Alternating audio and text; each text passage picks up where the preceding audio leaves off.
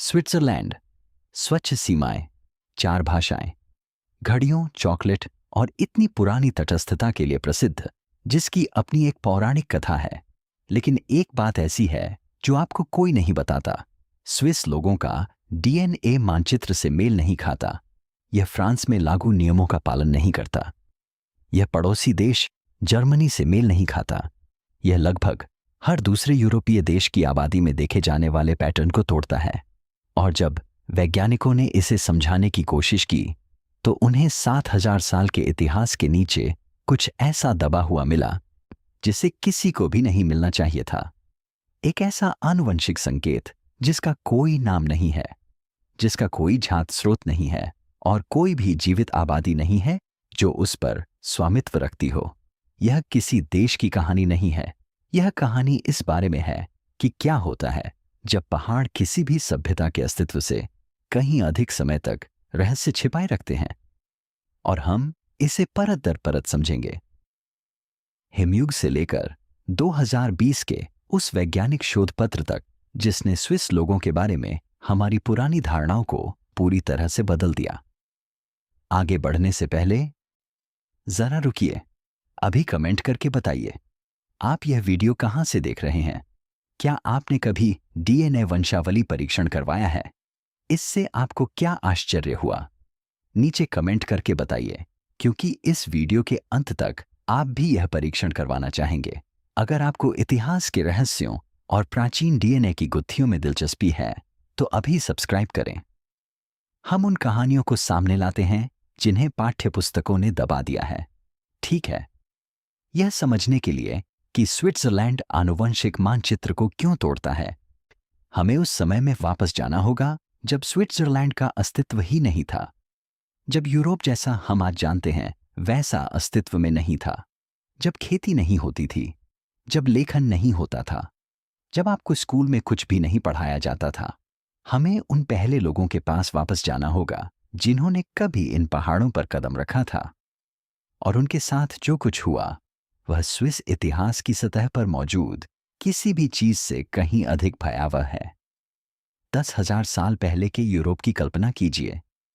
न खेत, न गांव, न सीमाएं, बस विशाल जंगल, ये जमी हुई नदियां और बिखरे हुए शिकारी संग्रहकर्ताओं के समूह जो 30,000 से अधिक वर्षों से इस महाद्वीप पर जीवित रह रहे थे। जिस क्षेत्र को हम अब स्विट्जरलैंड कहते हैं, वहां के इन लोगों को वैज्ञानिक पश्चिमी शिकारी संग्रहकर्ता, संक्षेप में WHG के रूप में जानते हैं। वे आदिम नहीं थे, वे अनुकूलित हो चुके थे। वे आल्प्स क्षेत्र की हर नदी, हर मौसम, हर पशु प्रवास से परिचित थे। वे मृतकों को हड्डियों पर लाल गेरू लगाकर दफनाते थे। यह एक ऐसा अनुष्ठान था जिसमें योजना और आस्था और विधि विधान की आवश्यकता होती थी। वे जानवरों के दांतों से बने हार पहनते थे। वे इस भूमि को उसी तरह समझते थे जैसे हजारों पीढ़ियों से इस पर रहने वाले लोग समझ सकते हैं। और फिर लगभग 5,500 ईसा पूर्व से कुछ आया और महज कुछ शताब्दियों के भीतर WHG विश्व सरकार का अस्तित्व समाप्त हो गया। इसका मतलब यह नहीं है कि वे चले गए। इसका मतलब यह है कि पुरातात्विक अभिलेखों में उनके डीएनए का संकेत तेजी से पूरी तरह से और लगभग पूरी तरह से नष्ट हो गया। साइंस एडवांसेस में 2025 में प्रकाशित एक अध्ययन में यह देखा गया कि जब नवपाषाण काल के किसान प्रागैतिहासिक यूरोप पहुंचे तो क्या हुआ। उन्होंने जो पाया वह शांतिपूर्ण हस्तांतरण नहीं था। साक्ष्य नरसंहार स्थलों, सामूहिक कब्रों और बस्तियों के व्यापक परित्याग की ओर इशारा करते हैं। संपूर्ण समुदाय मिट गए, उनके औजार गायब हो गए, उनकी दफनाने की परंपराएं लुप्त हो गईं। स्विस प्राचीन डीएनए नमूनों में उनके आनुवंशिक निशान इतनी तेजी से कम हुए कि शोधकर्ता अभी भी इस बात पर बहस कर रहे हैं कि यह बीमारी, हिंसा या विस्थापन के कारण हुआ था। लेकिन यहां वो हिस्सा है जो आपको एकदम चौंका देगा। बर्न कैंटन में पुरातत्वविदों को एक कब्र मिली। उसके अंदर एक किसान का अनाज और एक शिकारी का भाला था। एक शरीर, नहीं 2 दुनियाएं। उस व्यक्ति का डीएनए दोनों में से किसी भी समूह में स्पष्ट रूप से फिट नहीं बैठता था। कोई नया बनने की कोशिश कर रहा था और वे जानबूझकर ऐसा कर रहे थे, ठीक उसी समय जब उनकी पुरानी दुनिया हमेशा के लिए गायब हो रही थी। लेकिन उनकी जगह लेने वाले किसान कौन थे? वे कहां से आए थे? उत्तर आपकी अपेक्षा के अनुरूप नहीं है। जब हम प्राचीन स्विट्जरलैंड के बारे में सोचते हैं तो हमारे दिमाग में आल्प्स पर्वत श्रृंखला, यूरोप और स्थानीय क्षेत्र की छवि आती है। लेकिन नवपाषाण काल के वे किसान जो आए और शिकारी संग्रहकर्ताओं की जगह ले ली, वे यूरोप से बिल्कुल भी नहीं आए थे। उनके डीएनए का संबंध अनातोलिया से है, उस क्षेत्र से जिसे हम अब तुर्की कहते हैं।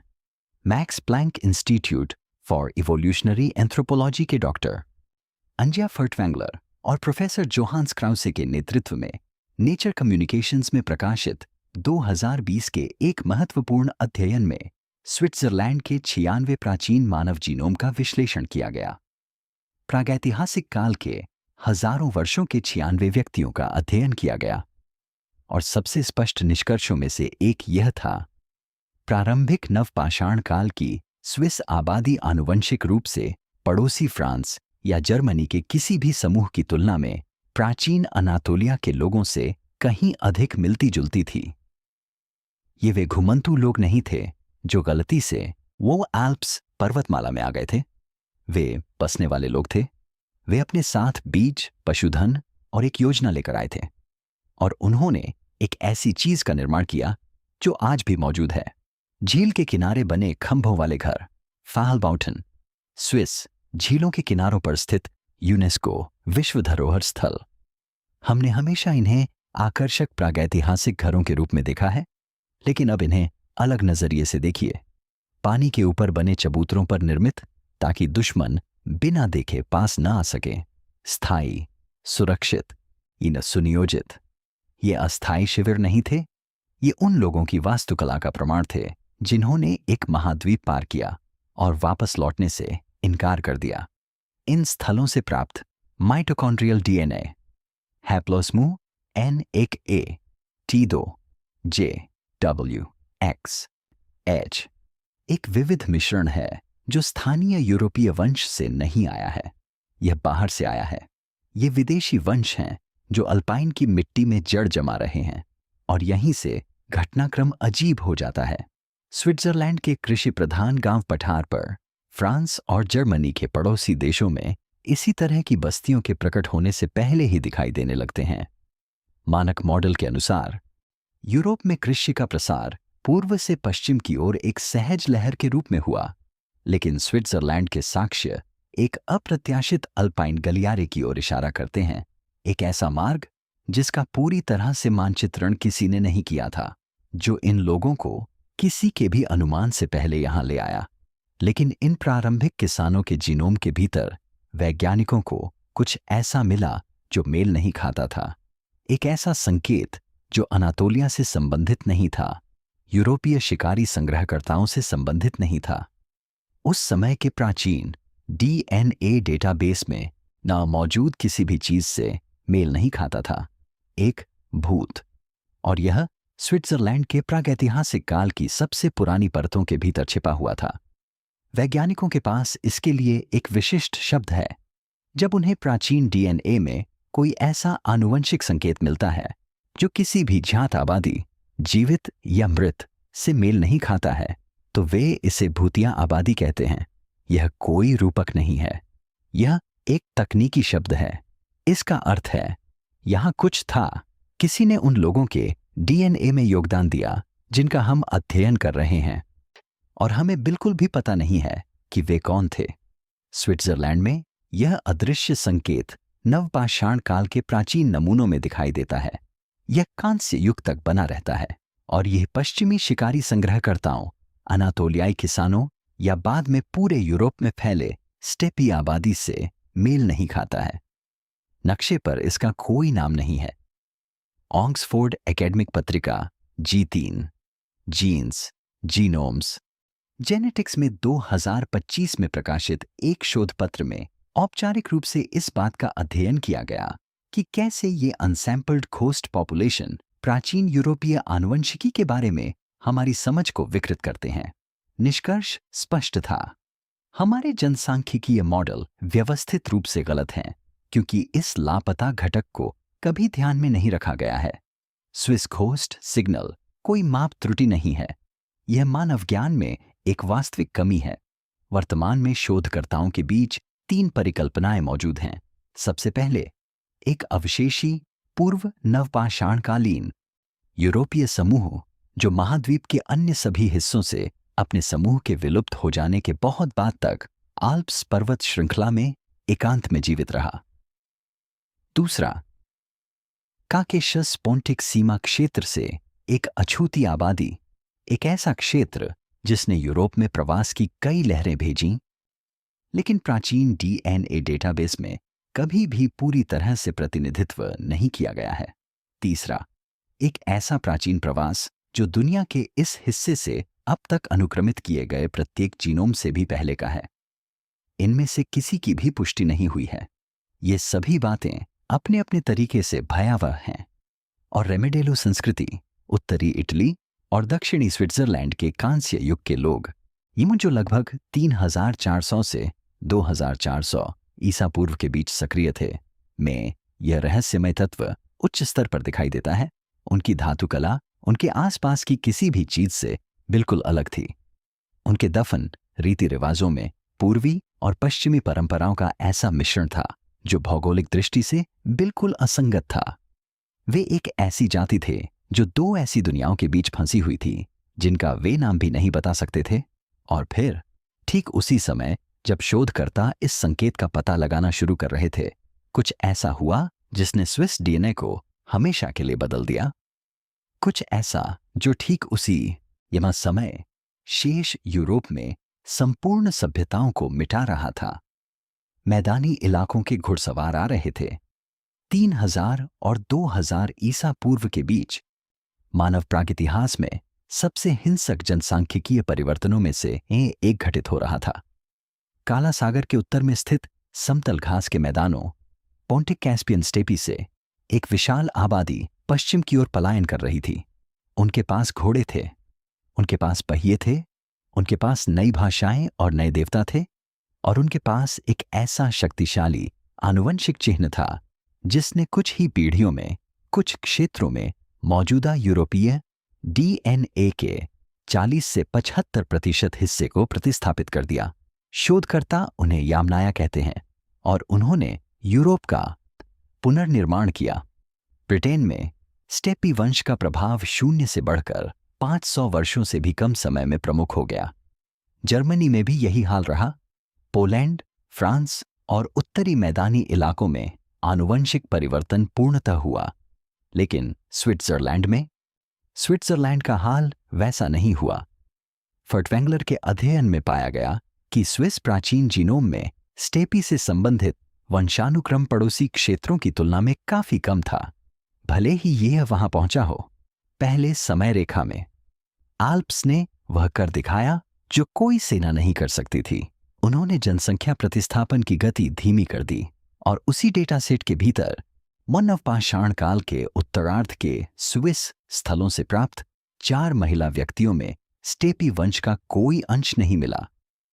यहां तक कि इस वंश के क्षेत्र में प्रकट होने के 1000 वर्ष बाद भी आल्प्स की घाटियों में रहने वाली महिलाएं चुपचाप अदृश्य रूप से पुरानी वंश परंपरा को आगे बढ़ा रही थीं, जबकि बाहरी दुनिया का इतिहास बदल रहा था। ये पहाड़ भूगोल नहीं थे, ये तो आनुवंशिक भंडार थे। पुरातत्वीय साक्ष्य दर्शाते हैं कि कॉर्डेड वेयर संस्कृति, जो प्रारंभिक स्टेपी आगमन के भौतिक प्रमाण हैं, स्विट्जरलैंड तक पहुंची थी। बर्तन और औजार वहां मौजूद हैं, लेकिन आनुवंशिक मिश्रण अनुपात यूरोप के बाकी हिस्सों से अलग कहानी बयां करते हैं। यह विजय नहीं थी, बल्कि एक समझौता था, धीमा, असमान और अधूरा।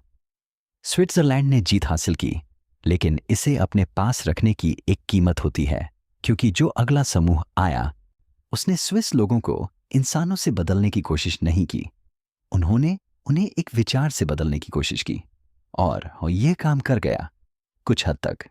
यह स्विस प्रागैतिहासिक काल का सबसे विचित्र अध्याय है, और यह मानव स्वभाव के बारे में कुछ ऐसा बताता है जो आनुवंशिकी से कहीं अधिक व्यापक है। 2800 से 1800 ईसा पूर्व के बीच एक सांस्कृतिक मिश्रण पूरे यूरोप में फैल गया। पुरातत्वविद इसे बेलबीकर घटना कहते हैं। इसमें कुछ खास वस्तुएं शामिल थीं। उल्टी घंटी के आकार के मिट्टी के बर्तन, तांबे के खंजर, तीरंदाजी के लिए कलाई के कवच और एक विशेष प्रकार की पेय विधि। जहां भी ये वस्तुएं पाई गईं, वहां एक साझा सांस्कृतिक पहचान देखने को मिली और यह पुर्तगाल से लेकर पोलैंड तक फैली। यूरोप के अधिकांश हिस्सों में जब बेलबीकर संस्कृति पहुंची तो वे अपने साथ लोग लेकर आए। उच्च स्टेपी वंश, नए जीन, नया रक्त। लेकिन स्विट्जरलैंड में कुछ अलग ही हुआ। फर्टवैंगलर के अध्ययन में पाया गया कि बेलबीकर संस्कृति यह परंपरा स्विट्जरलैंड में उत्साहपूर्वक फैल गई। मिट्टी के बर्तन मौजूद हैं, खंजर मौजूद हैं, दफनाने की विधि, अनुष्ठानिक मुद्रा, सब कुछ पूरी तरह से संपन्न किया गया। लेकिन उन खबरों के नीचे मौजूद डीएनए उन लोगों का है जो आनुवंशिक रूप से इस सांस्कृतिक परंपरा को बनाने वाले स्टेपी योद्धाओं की तुलना में नवपाषाण काल के अनातोलियन किसानों के कहीं अधिक करीब हैं। इसका क्या मतलब है, इस बारे में सोचिए। स्विस लोगों ने किसी संस्कृति के प्रतीकों, रीति रिवाजों, सौंदर्य शास्त्र और संपूर्ण दृश्य पहचान को अपना लिया, बिना आनुवंशिक रूप से उस संस्कृति का हिस्सा बने। उन्होंने एक ऐसी पहचान का प्रदर्शन किया जो जैविक रूप से उनकी नहीं थी। वालिस क्षेत्र में एक कब्र में एक व्यक्ति को बेलबीकर विधि से पूर्ण रूप से दफनाया गया था। उसके बगल में पीने का पात्र और बाह पर कलाई रक्षक। उसके माइटोकॉन्ड्रियल डीएनए का संबंध रूसी स्टेपी से नहीं, बल्कि हजारों साल पहले मध्य अनातोलिया में मौजूद एक वंश से था। उसने मैदानी योद्धाओं की तरह कपड़े पहने थे।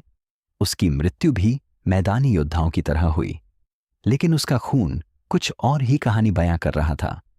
पुरातत्वविदों ने पहले इसे नकल कहा था, लेकिन इसका पैमाना और सटीकता किसी सोची समझी साजिश की ओर इशारा करते हैं। ये लोग अच्छी तरह जानते थे कि उन्हें किस तरह की छवि पेश करनी है और क्यों। पहचान और प्रदर्शन का प्रश्न कोई आधुनिक समस्या नहीं है, यह प्राचीन है और यह स्विस संस्कृति में रचा बसा है। लेकिन इसके बाद जो वमई हुआ वह महज एक प्रदर्शन नहीं था। इसके बाद जो हुआ वह असलियत थी। प्रागैतिहासिक यूरोप की सबसे परिष्कृत, सबसे खूंखार और कलात्मक रूप से सबसे प्रतिभाशाली संस्कृति। और वे सिर्फ स्विट्जरलैंड से गुजरे नहीं थे, उन्होंने इसे अपनी दुनिया का केंद्र बना लिया। जब ज्यादातर लोग प्राचीन सेल्ट लोगों के बारे में सोचते हैं तो उनके दिमाग में आयरलैंड, स्कॉटलैंड और अटलांटिक महासागर का धुंध भरा तट आता है। यह एक मिथक है। पुरातत्वीय और आनुवंशिक सत्य यह है कि सेल्टिक सभ्यता अपने चरम पर अटलांटिक तट पर नहीं, बल्कि यहीं पहुंची थी, एल्प्स पर्वत श्रृंखला में, स्विट्जरलैंड में, एक झील के किनारे। स्विट्जरलैंड में स्थित न्यूचैटेल झील लगभग 450 ईसा पूर्व। यह लाटिने है। यह पूरे यूरोप में सेल्टिक संस्कृति के सबसे परिपक्व और जटिल चरण का प्रतीक स्थल है। अब तक मिली सबसे उत्कृष्ट सेल्टिक धातु कलाकृतियां इसी झील से प्राप्त हुई हैं। बहती हुई जैविक आकृतियों वाली तलवारें, मुड़े हुए सोने के कवच और उन देवताओं को भेंट के रूप में पानी में विसर्जित की गई औपचारिक ढालें जिन्हें अब कोई पूरी तरह से याद नहीं करता। सबसे विस्तृत अनुष्ठानिक निक्षेप, सबसे उन्नत लोहे का काम, ये सब एक ऐसे भू आबद्ध देश में स्थित एक झील के केंद्र में है, जिसे अधिकांश लोग राजनीतिक रूप से तटस्थ और ऐतिहासिक रूप से शांत मानते हैं। इस क्षेत्र की प्रमुख सेल्टिक जनजाति हेल्वेटी थी और उनकी कहानी बिल्कुल भी शांत नहीं है। मूलतः दक्षिणी जर्मनी से आए ये लोग उत्तर और पूर्व से दबाव में आकर जर्मन जनजातियों के कारण स्विस पठार में बस गए। ब्रिटानिका में, स्विट्जरलैंड में उनकी उपस्थिति को इस क्षेत्र की प्रमुख रोमन पूर्व आबादी के रूप में दर्ज किया गया है। सीगर ने उन्हें सबसे शक्तिशाली गैलिक लोगों में से एक बताया था और फिर 58 ईसा पूर्व में उन्होंने वहां से निकलने की कोशिश की। लगभग 2,50,000 लोग पुरुष, महिलाएं, बच्चे, बुजुर्ग अपना सारा सामान समेटकर पश्चिमी गॉल की ओर सामूहिक पलायन करने लगे। उन्होंने अपने पीछे अपने ही शहरों को जला दिया ताकि कोई वापस न लौट सके। जूलियस सीजर ने बिब्रैक्टे की लड़ाई में उन्हें रोक दिया। उन्होंने उन्हें पराजित किया। उन्होंने बचे हुए लोगों को वापस स्विट्जरलैंड लौटने पर मजबूर कर दिया। उनके विवरण को पढ़कर ऐसा लगता है मानो यह कोई सैन्य अभियान हो, लेकिन अगर इसे आनुवंशिकी के नजरिए से देखें तो यह बिल्कुल अलग ही बात लगती है। विस्थापित लोगों की एक ऐसी जमीन की तलाश जो उन्हें आखिरकार घर जैसा महसूस हो, क्योंकि हेल्वेटी जनजाति स्वयं एक मिश्रित आबादी थी। यदि हम उनके जीनोम का अनुक्रमण कर पाते तो उनमें कम से कम 4 अलग अलग प्रागैतिहासिक स्रोतों की परतें दिखाई देती। शिकारी संग्रहकर्ता, अनातोलियन किसान, यह स्टेपी वंश और नवपाषाण काल से इस क्षेत्र में व्याप्त अंतर्निहित संकेत। सीजर ने उन्हें घर भेज दिया, लेकिन वह यहां उनके द्वारा बनाई गई चीजों को मिटा नहीं सका, और उनकी जीत के बाद स्विस आनुवंशिक रिकॉर्ड में कुछ ऐसा सामने आया जिसका इस क्षेत्र में कोई स्पष्ट पैतृक मूल नहीं था। एक नई आबादी दक्षिण से, और वे अपने डीएनए में कुछ ऐसा लेकर आए जिसने स्विट्जरलैंड को एक ऐसी दुनिया से जोड़ दिया जिसका जिक्र अधिकांश इतिहासकार कभी एक ही वाक्य में नहीं करते। जब इतिहासकार रोमन स्विट्जरलैंड के बारे में बात करते हैं तो वे सड़कों, एम्फीथिएटरों, गर्म स्नानागारों और प्रशासनिक दक्षता के बारे में बात करते हैं। वे उन लोगों के बारे में बात नहीं करते जिन्हें रोम ने पीछे छोड़ दिया था। 58 ईसा पूर्व से लगभग 400 ईस्वी तक, लगभग 5 शताब्दियों तक स्विट्जरलैंड रोमन साम्राज्य के अधीन था, और उस दौरान साम्राज्य ने वही किया जो साम्राज्य हमेशा करते हैं। उसने लोगों को एक जगह से दूसरी जगह स्थानांतरित किया। उत्तरी अफ्रीका, लेवांत और पूर्वी भूमध्य सागर से आए सैन्य सैनिकों को स्विट्जरलैंड में तैनात किया गया था। रोमन साम्राज्य के विभिन्न हिस्सों से प्रशासनिक निवासी आकर बसे। मिस्र, सीरिया और कार्थेज से गुलाम बनाकर लाए गए, जिन्हें खरीदकर लाद कर काम पर लगाया गया था। ये सभी यहीं बसे। इनमें से कई यहीं मर गए और कुछ के बच्चे भी यहीं हुए। डॉक्टर मार्टिन जीगर और डॉक्टर सिल्विया उच द्वारा 2020 में प्रकाशित वाई क्रोमोसोम के फोरेंसिक अध्ययन में, जिसमें 606 स्विस व्यक्तियों का विश्लेषण किया गया था, स्विस आबादी में, विशेष रूप से आल्प्स पर्वत श्रृंखला के दक्षिण में इतालवी भाषी टिसिनो कैंटन में हैप्लोग्रुप J2A पाया गया। J2A प्राचीन निकट पूर्व और पूर्वी भूमध्य सागर से संबंधित एक वंश है। यह जर्मनिक जनजातियों से नहीं आया, यह सेल्टिक किसानों से भी नहीं आया, यह रोमन काल से आया है। ये रोम के बच्चे हैं, अभी भी यही हैं। आधुनिक बेसल के पास 44 ईसा पूर्व में स्थापित अगस्ता रॉरिका आल्प्स के उत्तर में स्थित सबसे अच्छी तरह से संरक्षित रोमन शहरों में से एक है। 2024 और 2025 में जारी खुदाई में शिशु कब्रें, ये बहुसांस्कृतिक भौतिक संस्कृति और जनसंख्या विविधता का पता चला है, जो रोमन स्विस शहर के बारे में हमारी धारणाओं को पूरी तरह से बदल देता है। और एक कब्र में एक महिला को रोमन मिट्टी के बर्तनों के साथ दफनाया गया था और उसके बगल में एक स्थानीय सेल्टिक भेंट रखी गई थी। उसके माइटोकॉन्ड्रियल डीएनए का संबंध उत्तरी अफ्रीका से पाया गया। वह एक ही समय में 3 सभ्यताओं के संगम पर रहती थी। उसने यह नहीं चुना था, इतिहास ने उसके लिए यह चुना था, और फिर इतिहास इसे लिखना भूल गया। रोमन काल ने स्विस आनुवंशिक विशिष्टता को मिटाया नहीं, न बल्कि उसे और गहरा कर दिया। एक भूमध्य सागरीय गहराई जोड़ दी जो रोम के पतन के साथ ही लुप्त हो गई, क्योंकि जब 5वीं शताब्दी में अंततः सेनाएं वापस लौटीं तो वे अपने पीछे हजारों बच्चे छोड़ गईं, और उन बच्चों के वंशज आज जिनेवा, ज्यूरिख और बेसल की सड़कों पर घूम रहे हैं, अपने हृदय में एक साम्राज्य का भार लिए हुए, बिना किसी इतिहास की किताब में यह बात बताए। लेकिन रोम के बाद जो साम्राज्य आया, उसने इसमें और परतें जोड़ने की कोशिश नहीं की। इसने उन्हें मिटाने की कोशिश की। रोम के पतन के बाद यूरोप को शांति नहीं मिली, बल्कि उसे प्रवास काल का सामना करना पड़ा। पूर्वी क्षेत्रों में चल रहे संघर्षों से विवश होकर जर्मन मूल के लोगों की लहरें पर्वतीय दर्रों से होकर गुजरीं। स्विट्जरलैंड के लिए इसका अर्थ था दो प्रमुख समूह, उत्तर से आए अलेमानी और पश्चिम से आए बर्गंडियन। उन्होंने भाषा को बदल दिया। लैटिन, जो रोमन स्विट्जरलैंड की भाषा बन गई थी, उत्तर और पूर्व में पुरानी उच्च जर्मन और पश्चिम में प्रारंभिक फ्रेंच के लिए रास्ता बना दिया। उन्होंने धर्म को प्रतिस्थापित कर दिया। रोमन बहुदेववाद और प्रारंभिक ईसाई धर्म धीरे धीरे जर्मनिक परंपराओं से प्रतिस्थापित हो गए, इससे पहले कि ईसाई धर्म पूरी तरह से स्थापित हो सके। उन्होंने राजनीतिक संरचना को बदल दिया। सावधानीपूर्वक बनाई गई रोमन प्रशासनिक व्यवस्था को ध्वस्त कर दिया गया, लेकिन जीनोम अपनी जगह पर कायम रहा। 2020 में जिगर और उत्स द्वारा किए गए फॉरेंसिक अध्ययन में, जो स्विट्जरलैंड के लिए अब तक का सबसे व्यापक वाई क्रोमोसोम डेटा सेट है, एक उल्लेखनीय खोज सामने आई।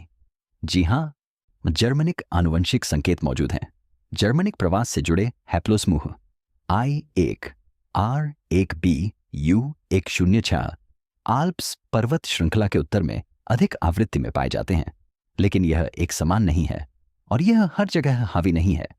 आल्प्स के दक्षिण में टिसिनो में स्थिति बिल्कुल अलग है।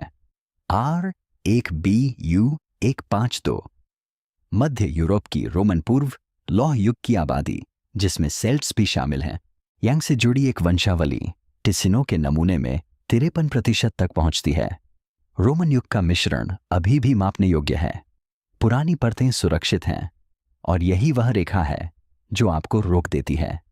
आल्प्स पर्वत श्रृंखला, वही पर्वत श्रृंखला जिसने 2800 ईसा पूर्व में स्टेपी प्रवास को धीमा कर दिया था, आज भी स्विस वाई क्रोमोसोम में दिखाई देती है।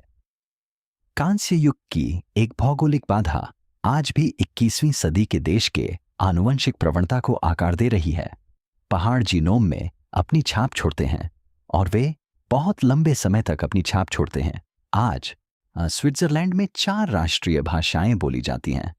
इसमें 26 कैंटन हैं, जिनमें से प्रत्येक की अपनी अपनी स्वतंत्र विचारधारा है। यह यूरोप के लगभग किसी भी अन्य देश की तुलना में केंद्रीकृत राष्ट्रीय पहचान का अधिक विरोध करता है, और DNA कहता है कि यह राजनीति नहीं है, यह प्राचीन है। यह स्वयं लोगों के विभाजित आनुवंशिक इतिहास में अंकित है। एक ऐसा देश जहां विभिन्न परतें साथ साथ रहती हैं, स्याह और सीमाओं से बंधी हुई है, जिन्होंने अतीत को कभी पूरी तरह से मिटाया नहीं है। जनसंख्या की 7 लहरें, 7 बार पुनर्लेखन, और फिर भी स्विट्जरलैंड के जीनोम में कुछ ऐसा है जो इनमें से किसी से भी मेल नहीं खाता। सेगमेंट 4 से आया वो सिग्नल, वो भूत, वो अभी भी वही है। और 2024 में एक शोध दल ने घोषणा की कि उन्हें संभवतः पता चल गया है कि यह कहां से आया है। यह जवाब स्विट्जरलैंड से इतना अलग था कि वैज्ञानिकों की पहली प्रतिक्रिया इसे एक गलती करार देने की थी। उनका चौंकना गलत नहीं था। चलिए भूत की ओर वापस चलते हैं। हमने सबसे पहले इसका जिक्र तब किया था जब हम नवपाषाण काल के किसानों के बारे में बात कर रहे थे। प्राचीन स्विस DNA में एक आनुवंशिक घटक जो किसी भी झात आबादी से मेल नहीं खाता था, न तो शिकारी संग्रहकर्ताओं से, न ही अनातोलियाई किसानों से, न ही स्टेपी लोगों से, और न ही डेटाबेस में मौजूद किसी भी चीज से। अब हमने जो भी जानकारी जुटाई है उसके आधार पर आइए देखें कि हम वास्तव में इसके बारे में क्या जानते हैं। यह संकेत नवपाषाण काल से लेकर कांस्य युग तक बना रहता है। यह विशिष्ट स्विस जनसंख्या समूहों में सेल्टिक और संभवतः रोमन काल के नमूनों में भी निम्न लेकिन मापने योग्य स्तरों पर दिखाई देता है। यह स्टेपी प्रवास से बच गया, यह बेल बीकर रूपांतरण से बच गया, यह सीजर, रोम और जर्मनिक बाट से बच गया। यह आबादी चाहे जो भी रही हो, उन्हें आसानी से मिटाया नहीं जा सकता था।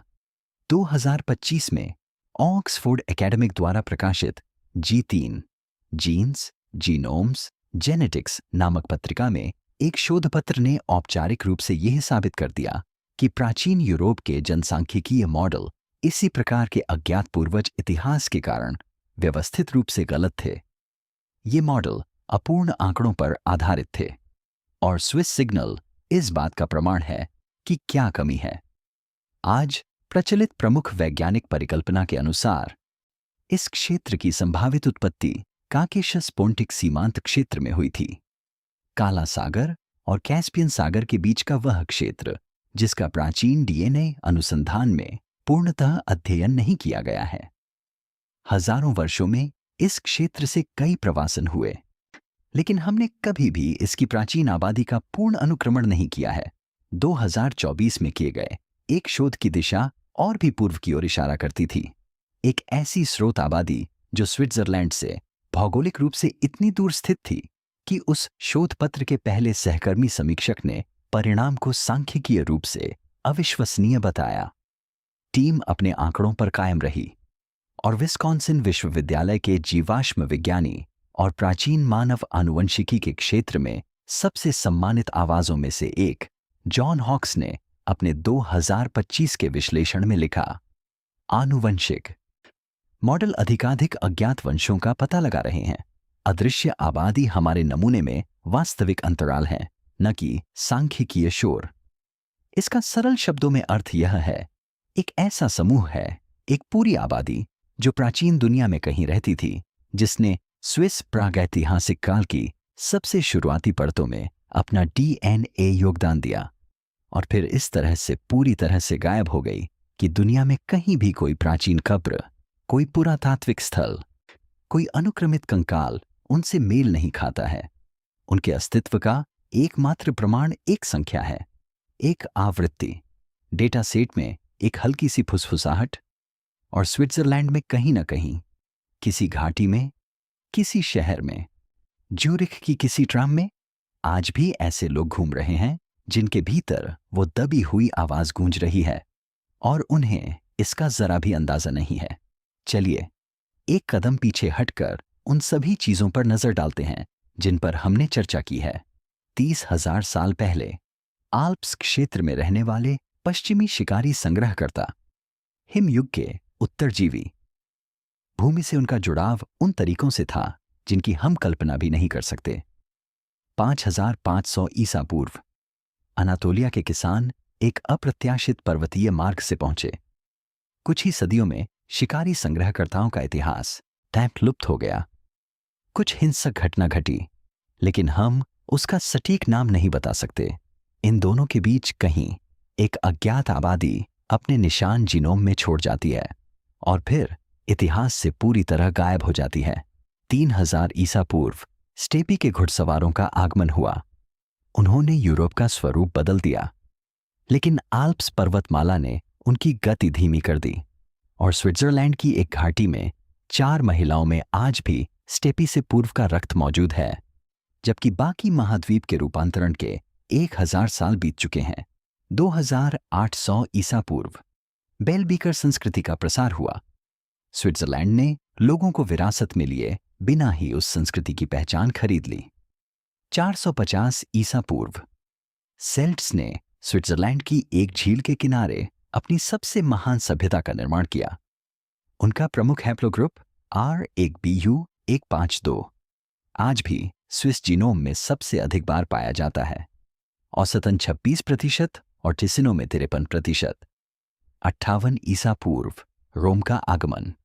उत्तरी अफ्रीकी, वॉन लेवेंटाइन और पूर्वी भूमध्य सागरीय डीएनए स्विस जीन पूल में प्रवेश करता है। रोम का पतन होता है। वे वंश बने रहते हैं।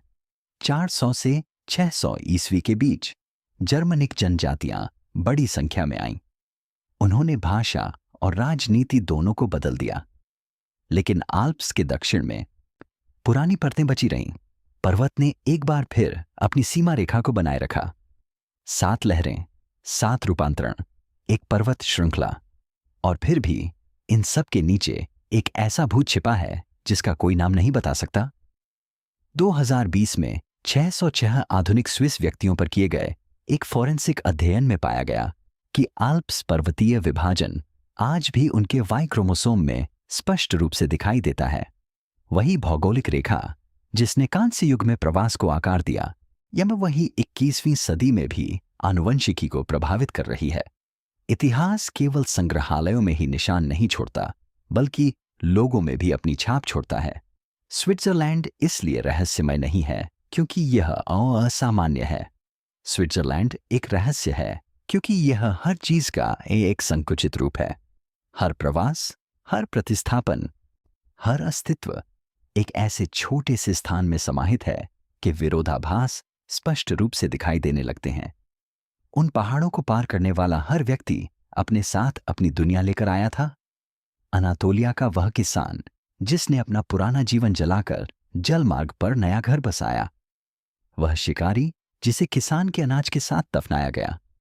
ऑगस्टा रोरिका की वह महिला जो 3 सभ्यताओं के बीच जन्मी और उनमें से 2 के बीच दफनाई गई। हेल्वेटी जनजाति के लोग जिन्होंने अपने ही शहर जला दिए और एक अनिश्चित भविष्य की ओर बढ़ गए। वे लोग जिनके रक्त में एक ईमा साम्राज्य बसा था, लेकिन वे उसका नाम कभी नहीं जान पाए। वे सभी अभी भी यही हैं, संग्रहालयों में नहीं, पाठ्य पुस्तकों में नहीं, लोगों में। और वह रहस्यमयी रहस्य, सबसे पुराना संकेत, अज्ञात आबादी, ना वह जो हर चीज से बच गई, अभी भी अनसुलझा है। शायद उसका स्रोत कभी न मिले। हो सकता है उस आबादी ने पृथ्वी पर कहीं भी कोई निशान न छोड़ा हो। उनका एकमात्र स्मारक एक आवृत्ति है, डेटा में एक शांत पैटर्न जो कहता है हम यहां थे। हम इन सब घटनाओं से बहुत पहले यहां थे और हमारा कुछ अंश अभी भी बाकी है।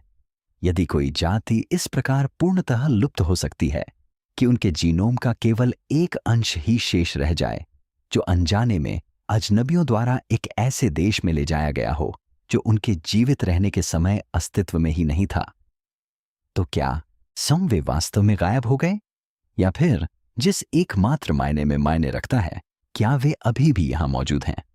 यह स्विट्जरलैंड है और इसके डीएनए ने कभी भी पूरी सच्चाई नहीं बताई है, अभी तक नहीं, क्योंकि यही अज्ञात संकेत, यह अवर्गीकृत घटक अब 3 अन्य यूरोपीय आबादी में भी पाया गया है जिनका स्विस लोगों के साथ कोई स्पष्ट इतिहास साझा नहीं है।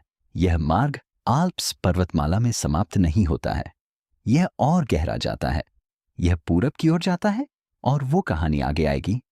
अब भी कमेंट करके बताएं, इस सब में आपको सबसे ज्यादा आश्चर्य किस बात पर हुआ? बिना नाम वाले भूतिया डीएनए पर, बेल बीकर की पहचान वाली प्रस्तुति पर, वहीं या इस बात पर कि रोम के बच्चे आज भी स्विस सड़कों पर घूम रहे हैं, या फिर किसी और बात पर? मैंने हर एक कमेंट पढ़ा, और अगर इससे पहचान और हम वास्तव में कहां से आए हैं इस बारे में आपकी सोच में बदलाव आया है, तो इसे किसी ऐसे व्यक्ति के साथ साझा करें जो सोचता है कि वह पहले से ही अपने पूर्वजों के बारे में जानता है, क्योंकि इसे देखने के बाद वे शायद दोबारा देखना चाहेंगे।